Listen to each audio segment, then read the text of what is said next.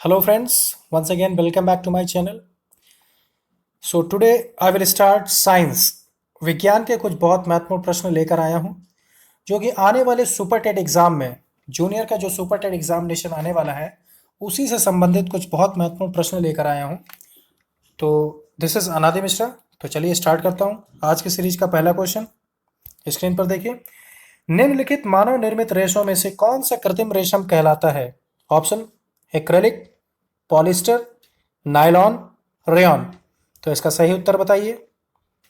देखिए, मानव निर्मित रेशों में से जो कृत्रिम रेशम कहलाता है वो है ऑप्शन नंबर डी, रेयॉन। तो अब आप थोड़ा सा ये जान लीजिए रेयॉन क्या है।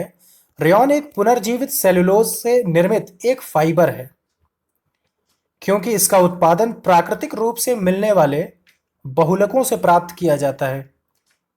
तो आप ये चीज नोट करते जाइए। तो चलिए बढ़ते हैं आज की सीरीज का दूसरा क्वेश्चन। देखिए स्क्रीन पर, घाव पर फिटकरी लगाने से रक्तस्राव रुक जाता है क्योंकि। ऑप्शन देख लेते हैं।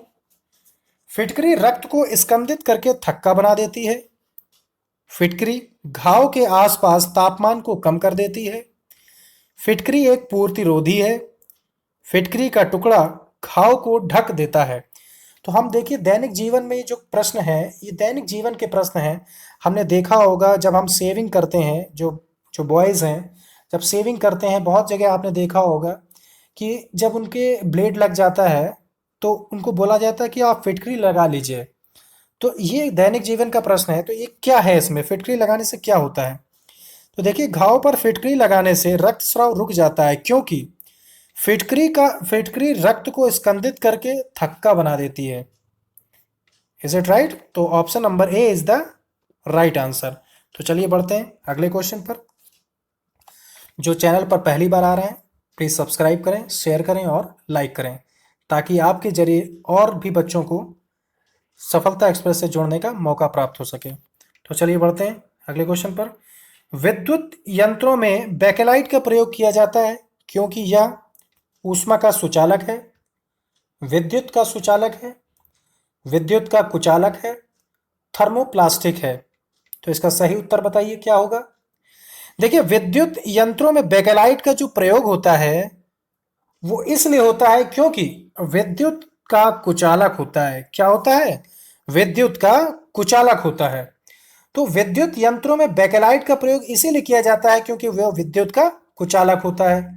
तो चलिए इसको नोट करते जाइए प्लीज। बढ़ते हैं अगले क्वेश्चन पर। क्वेश्चन नंबर 4 देखिए स्क्रीन पर। ये बहुत साधारण से क्वेश्चन है लेकिन इनको अगर आपने सही से नहीं टैकल किया तो ये बहुत असाधारण भी बन जाते हैं ऐसे प्रश्न। चलिए देखता हूं। घरों में प्रकाश स्रोत के रूप में एलईडी और सीएफएल दोनों का आमतौर पर प्रयोग किया जाता है, हम सभी जानते हैं। तो निम्न में से कौन सा कथन सही है? अब आपको यह देखना है, डिफरेंस देखना है कि एलईडी और सीएफएल में क्या ऐसा है जिसके बारे में क्वेश्चन पूछा गया है। तो चलिए ऑप्शन देख लेते हैं। एलईडी बेहतर है क्योंकि सीएफएल में विषैले पदार्थ होते हैं। हमने देखा होगा आजकल एलईडी बल्ब आने लगे हैं, सीएफएल की जगह उसको प्रयोग किया जाने लगा है। ऑप्शन दूसरा, दोनों ही एक समान अच्छे हैं। ऑप्शन सी, दोनों में कोई भी अच्छा नहीं है क्योंकि दोनों में विषैले पदार्थ होते हैं। ऐसा तो बिल्कुल भी नहीं हो सकता है कि दोनों ही खराब हों। तो चलिए देखते हैं नेक्स्ट ऑप्शन, सीएफएल बेहतर है क्योंकि एलईडी में विषैले पदार्थ होते हैं। तो अब देखते हैं इसका आंसर क्या हो सकता है। थोड़ा सोचिए, आप बताइए। देखिए, घरों में जो प्रकाश स्रोत के रूप में एलईडी और सीएफएल दोनों का आमतौर पर प्रयोग किया जाता है क्योंकि एलईडी बेहतर है, सीएफएल में विषैले पदार्थ होते हैं। सीएफएल जो है, सीएफएल में विषैले पदार्थ होते हैं और एलईडी उससे ज़्यादा बेहतर होती है, अधिक अच्छी होती है। तो अब एक और प्रश्न जान लेते हैं इसमें। एलईडी का फुल फॉर्म क्या है? कभी कभी क्वेश्चन आपसे पूछ लेता है कि एलईडी का फुल फॉर्म क्या है और सीएफएल को क्या कहते हैं। तो देखिए इसको आप प्लीज नोट करते जाइएगा। एलईडी का फुल फॉर्म होता है लाइट एमिटिंग डायोड।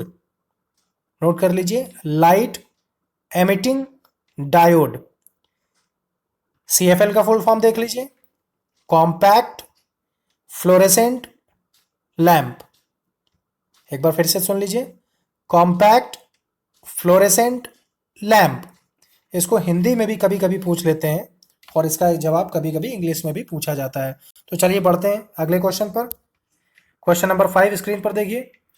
डॉक्टर अति अम्लता का उपचार करने हेतु एक दवाई देता है। इस दवाई में मुख्य संघटक है। तो आपको बताना है एसिडिटी जब ज्यादा हो जाती है शरीर में तो एक दवाई देता है डॉक्टर, उस दवा का नाम आपको बताना है कि क्या है। तो ऑप्शन देख लीजिए, aluminium hydroxide, calcium carbonate, magnesium hydroxide, इनमें से कोई नहीं। तो इसका आपको सही उत्तर बताइए क्या होगा। थोड़ा सोचिए जरा इसको और इसका उत्तर बताइए क्या हो सकता है।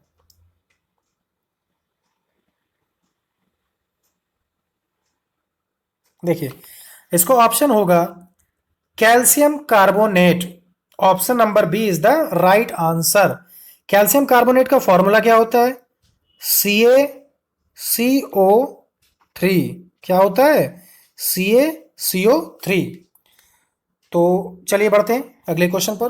Question number 6। खाद्य पदार्थों के डिब्बों के आंतरिक सतह टिन से पुती होती है ना कि जस्ते से, क्योंकि अब आपको ये इसका जवाब देना है कि जो खाद्य पदार्थ होते हैं उनके डिब्बों में जो आंतरिक सतह होती है वो टिन से पुती होती है। टिन एक पदार्थ होता है उससे पुती होती है, ना कि जस्ते से। ऐसा क्यों है, इसका जवाब बताइए। देखिए ऑप्शन, जस्ता टिन से अधिक क्रियाशील होता है, जस्ते का गलनांक टिन से अधिक होता है, जस्ता टिन से कम क्रियाशील होता है, जस्ता टिन से महंगा होता है। तो इसका सही उत्तर बताइए क्या होगा। तो देखिए इसका सही उत्तर होगा option number A is the right answer. जस्ता टिन से अधिक क्रियाशील होता है इसीलिए इसको पोता जाता है।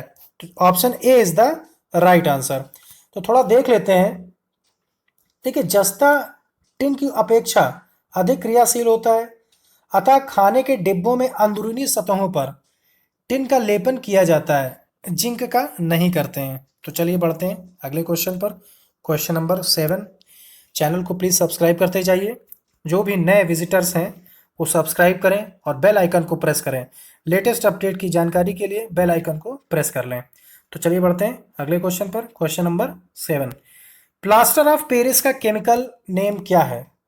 अब आपको ये बताना है कि प्लास्टर ऑफ पेरिस का केमिकल नाम क्या हो सकता है। तो इसका सही उत्तर बताइए क्या होगा।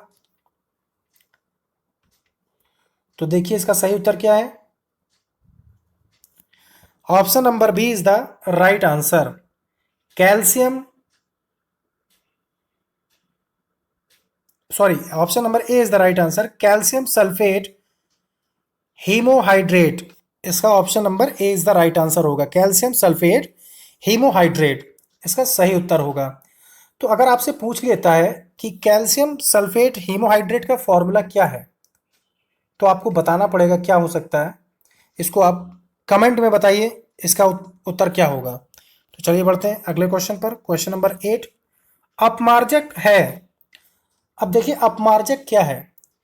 प्रबल अम्ल एवं प्रबल क्षार का लवण, दुर्बल अम्ल एवं प्रबल क्षार का लवण, प्रबल अम्ल एवं दुर्बल क्षार का लवण, दुर्बल अम्ल एवं दुर्बल क्षार का लवण। लवण मतलब नमक। तो चलिए देखते हैं इसका उत्तर क्या हो सकता है। अपमार्जक है ऑप्शन नंबर ए प्रबल अम्ल एवं प्रबल क्षार, इसका ये सही उत्तर है।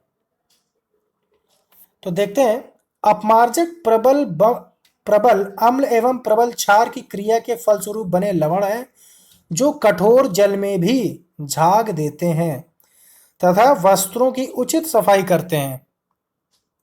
क्या है? वस्त्रों की उचित सफाई करते हैं ये। तो चलिए बढ़ते हैं अगले क्वेश्चन पर। Question number 9। ये सभी कोई प्रश्न जो पूछे जा रहे हैं आपसे ये बहुत महत्वपूर्ण प्रश्न हैं। आने वाले एग्जाम में ये प्रश्न बिल्कुल आएंगे और इनके बाहर कुछ भी नहीं आएगा। तो इनको आप प्लीज़ नोट करते जाइए, बहुत इंपॉर्टेंट क्वेश्चंस हैं। बिल्कुल भी हल्के में ना लीजिए क्योंकि कंपटीशन बहुत टाइट होने वाला है। आपको मालूम होना चाहिए कि यूपी टेट 2019 में 16 लाख में प्राइमरी में मात्र 2,94,000 बच्चे पास हुए हैं। 2018 से भी ज़्यादा रिजल्ट गया, कम रिजल्ट गया था 2019 में। इसलिए आप बहुत महत्वपूर्ण प्रश्नों को बिल्कुल भी मिस ना करें। तो चलिए बढ़ते हैं अगले क्वेश्चन पर।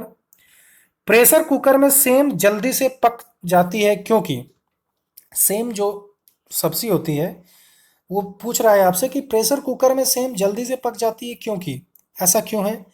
देखिए ऑप्शन देख लेते हैं। दाब बढ़ाने पर क्वथनांक बढ़ता है, दाब बढ़ाने पर क्वथनांक घटता है, प्रेशर कुकर का आंतरिक अतिरिक्त दाब सेम को मुलायम बना देता है, प्रेशर कुकर में बनाने से आंतरिक ऊर्जा की हानि नहीं होती है। तो इसका सही उत्तर बताइए क्या हो सकता है। देखिए प्रेशर कुकर में जब भी हम कोई चीज़ पकाते हैं तो बहुत जल्द पक जाती है। तो इसका सही उत्तर ये है ऑप्शन नंबर ए। ऑप्शन नंबर ए इसका सही उत्तर है। दाब बढ़ाने पर क्वथनांक बढ़ जाता है। ठीक है, तो चलिए बढ़ते हैं अगले क्वेश्चन पर। क्वेश्चन नंबर 10 स्क्रीन पर देखिए। प्राकृतिक रबड़ का इक्लक होता है, तो इसको आपको जवाब देना है। देखिए इसका सही उत्तर क्या हो सकता है। कैप्रोलैक्टम, आइसोप्रीन, क्लोरोइथीन, इनमें से कोई नहीं। तो इसका सही उत्तर बताइए क्या होगा। देखिए प्राकृतिक रबड़ का इक्लक होता है option number B, isoprene. Isoprene इसका सही उत्तर है। तो चलिए बढ़ते हैं अगले क्वेश्चन पर। Question number 11।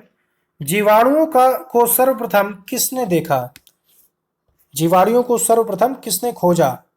तो इसको बताइए इसका उत्तर क्या हो सकता है। ऑप्शन देख लीजिए। A V Leeuwenhoek, Louis Pasteur, Robert Hooke, इनमें से कोई नहीं। तो देखिए जीवाणुओं को सर्वप्रथम A V Leeuwenhoek, option number A is the right answer. A V Leeuwenhoek ने खोजा था। रॉबर्ट हुक ने क्या किया था। रॉबर्ट हुक ने सर्वप्रथम कोशिका की खोज की थी। रॉबर्ट हुक ने सर्वप्रथम कोशिका की खोज की थी। और लुईस पाश्चर ने निर्जलीकरण पर आधारित पाश्चराइजेशन सिद्धांत दिया था। चलिए बढ़ते हैं अगले क्वेश्चन पर। Question number 12। थर्मोसेटिंग तथा थर्मोप्लास्टिक बहुलक का उदाहरण क्रमशः है। देखिए option. Polystyrene, polyvinyl chloride, bakelite, polystyrene, polythene, bakelite, इनमें से कोई नहीं। तो इसका सही उत्तर बताइए क्या होगा।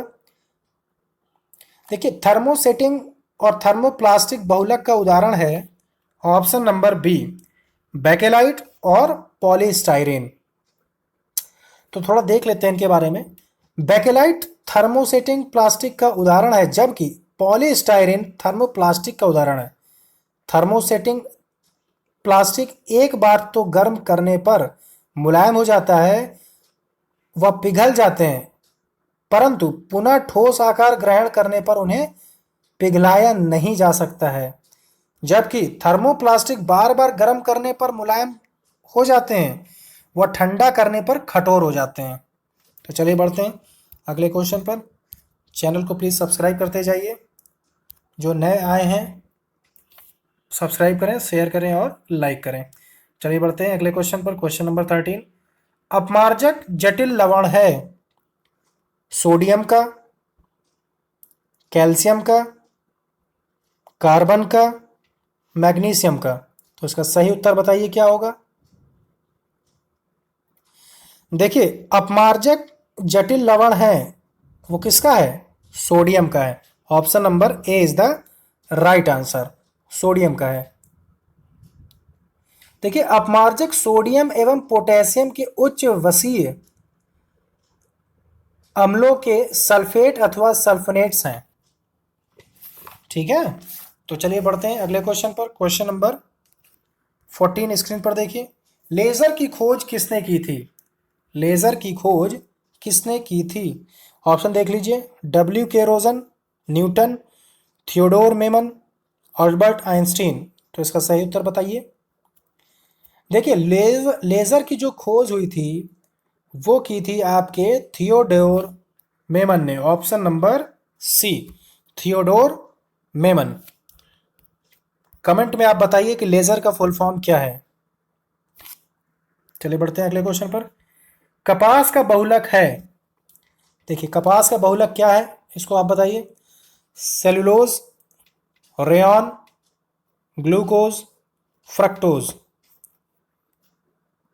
तो बताइए इसका जवाब क्या हो सकता है।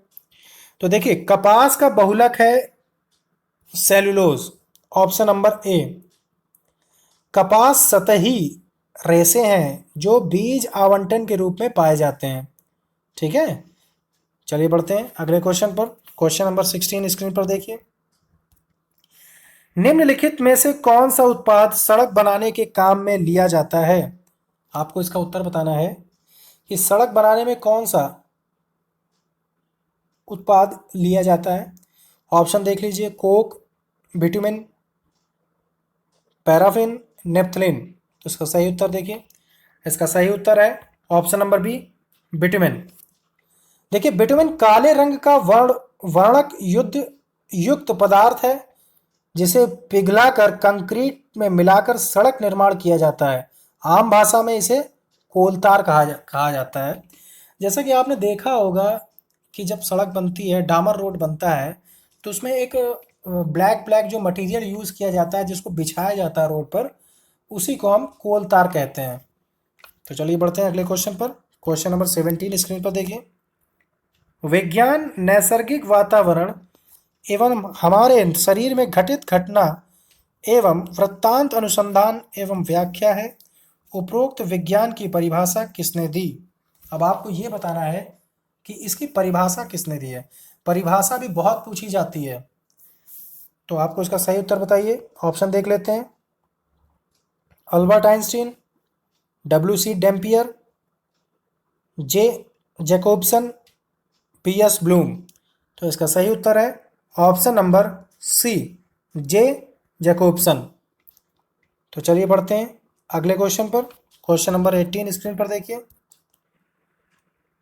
फोम के गद्दे एवं तकिए बने होते हैं। तो इसका सही उत्तर बताइए। हम सभी देखते हैं दैनिक जीवन में जो फोम होते हैं, जो गद्दे बने होते हैं, वो किसके बने होते हैं। पॉलीविनाइल क्लोराइड के, पॉली यूरिथेन के, पॉलीप्रोपाइलिन के, पॉलीस्टाइरिन के। तो इसका सही उत्तर बताइए। जो फोम के गद्दे होते हैं वो पॉली यूरिथेन के बने होते हैं। Option number B is the right answer. तो चलिए बढ़ते हैं अगले क्वेश्चन पर। क्वेश्चन नंबर 19 स्क्रीन पर देखिए। निम्नलिखित में से किसका प्रयोग सौर सेल बनाने में नहीं हो सकता है। सौर सेल बनाने में प्रयोग नहीं किया जा सकता है। क्या नहीं किया जा सकता है। Silicon, platinum, gallium, germanium. तो इसका सही उत्तर बताइए क्या होगा। तो इसका सही उत्तर है option number B, platinum. Platinum क्योंकि ये अनरिएक्टिव होता है। क्या होता है। प्लेटिनम अनरिएक्टिव होता है।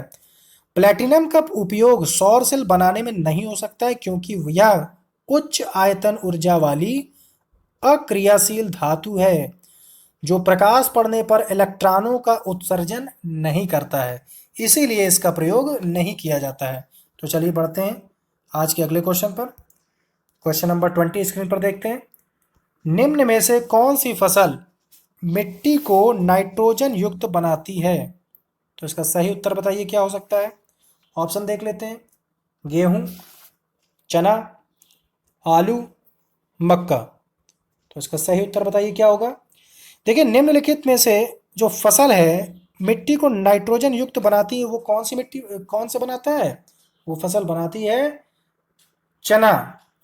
जो चना होता है दलहनी फसलों की जड़ों में पाए जाने वाले नाइट्रोजन बैक्टीरिया वायुमंडलीय नाइट्रोजन को नाइट्रेट में परिवर्तित करते हैं जिससे मिट्टी नाइट्रोजन युक्त हो जाती है। उपरोक्त में से चना ही जो है वो दलहनी फसल है। तो चलिए बढ़ते हैं अगले क्वेश्चन पर। Question number 21। ये बहुत इंपॉर्टेंट क्वेश्चन है और बहुत ही दैनिक जीवन से जुड़ा हुआ ये क्वेश्चन है। हम सभी इसको भली भांति इससे वाकिफ है। देखिए पैरासीटामोल है। अब आपको ये बताना कि पैरासीटामोल क्या है। हम अक्सर बुखार आने पर ये खा लेते हैं, फीवर आता है जब, तो हम मेडिकल स्टोर से दवाई ले लेते हैं और इसको खाते हैं, लेकिन इसको जानते हैं कि ये है क्या चीज़। प्रतितापक तथा दर्दनाशक, प्रतितापक, प्रतिजैविक। इसका सही उत्तर बताइए क्या होगा। देखिए पैरासीटामोल जो है वो प्रतितापक तथा दर्दनाशक है। Option number A is the right answer. तो चलिए बढ़ते हैं अगले क्वेश्चन पर। क्वेश्चन नंबर 22 स्क्रीन पर देखे थे। पॉलीथीन निम्नलिखित में से किसका बहुलक है? अब आपको इसका जवाब देना है। Ethylene, ethane, methane, acetylene. तो इसका सही उत्तर बताइए। देखिए जो पॉलीथीन होती है वो वास्तव में पॉलीइथिलीन कहा जाता है। इसको क्या कहा जाता है? पॉलीइथिलीन। तो इसका ऑप्शन नंबर ए इसका सही उत्तर होगा। अब हम जान लेते हैं कि पॉलीइथिलीन का जो फॉर्मूला होता है वो क्या होता है। तो इसको आप नोट कर लीजिए। देखिए फॉर्मूला देखिए, C2H4 और ब्रैकेट क्लोज कर देते हैं और यहाँ पर 11 कर देते हैं। ठीक है, इसको आप नोट कर लीजिएगा। ये N है। ठीक है, चलिए बढ़ते हैं अगले क्वेश्चन पर। Question number 23। घाव का अध्ययन क्या कहलाता है? घाव का जो अध्ययन होता है उसको क्या बोलते हैं? Cardiology, oncology, traumatology, dermatology. तो इसका सही उत्तर बताइए क्या होगा। देखिए घाव का जो अध्ययन होता है उसको ट्रमेटोलॉजी बोलते हैं। क्या बोलते हैं? Option number C, traumatology. इसको ट्रमेटोलॉजी बोलते हैं। अब जानते हैं कि ओंकोलॉजी क्या होता है। देखिए कैंसर का जो अध्ययन होता है, study of cancer is known as oncology. ONCOLOGY, oncology. तो देखते हैं डर्मेटोलॉजी क्या होता है। अक्सर आपने सुना होगा कि मेरी त्वचा बहुत खराब हो गई है, मेरी त्वचा रूखी है, तो उसके लिए हम किससे मिलने को बोलते हैं? डर्मेटोलॉजिस्ट से। तो डर्मेटोलॉजी क्या होती है? डर्मेटोलॉजी होती है स्टडी ऑफ स्किन। स्किन की जो स्टडी करते हैं उसको डर्मेटोलॉजी कहते हैं। चलिए बढ़ते हैं अगले क्वेश्चन पर। क्वेश्चन नंबर 24 देखते हैं। चींटियों के अध्ययन को क्या कहते हैं? ऑप्शन देख लेते हैं। मर्मिकोलॉजी, हर्पेटोलॉजी, निमेटोलॉजी, नीडोलॉजी। तो इसका सही उत्तर बताइए क्या होगा। देखिए चींटियों के जो अध्ययन है उसको हम कहते हैं myrmecology. Option number A is the right answer. Myrmecology जो होता है वो चींटियों के अध्ययन को कहा जाता है। अब हर पैटोलॉजी क्या होता है? हर पैटोलॉजी के अंतर्गत सरीसृप वर्ग, उभयचर या रेप्टाइल का अध्ययन किया जाता है। तो रेप्टाइल और उभयचर का अध्ययन को कहलाते हैं हर्पेटोलॉजी। ठीक है, अब देखते हैं निमेटोलॉजी क्या होता है। निमेटोलॉजी के अंतर्गत नीमोटोड का अध्ययन तथा नीडोलॉजी के अंतर्गत पक्षियों के घोंसलों का अध्ययन किया जाता है। इज इट क्लियर और नॉट? तो चलिए बढ़ते हैं अगले क्वेश्चन पर। क्वेश्चन नंबर 25 स्क्रीन पर देखिए। जो चैनल पर पहली बार आ रहे हैं प्लीज़ सब्सक्राइब करें, शेयर करें और लाइक करें और बेल आइकन को प्रेस करें। लेटेस्ट अपडेट जानकारी के लिए बेल आइकन को प्रेस करें। चलिए बढ़ते हैं अगले क्वेश्चन पर। Question number 25। अस्पताल में निम्नलिखित में से किस विभाग में कैथ लैब होती है? अब हम ये जानते हैं कि कैथ लैब किस में होती है। पैथोलॉजी विभाग में, शल्य चिकित्सा विभाग, कार्डियोलॉजी विभाग, न्यूक्लियर मेडिसिन विभाग। तो इसका सही उत्तर बताइए क्या हो सकता है। देखिए जो कैथ लैब है वो अस्पतालों में कहाँ पर पाई जाती है? वो पाई जाती है कार्डियोलॉजी में। कहाँ पाई जाती है? Cardiology. Option number C is the right answer. तो इसी के साथ आज की क्लास समाप्त होती है। नमस्कार।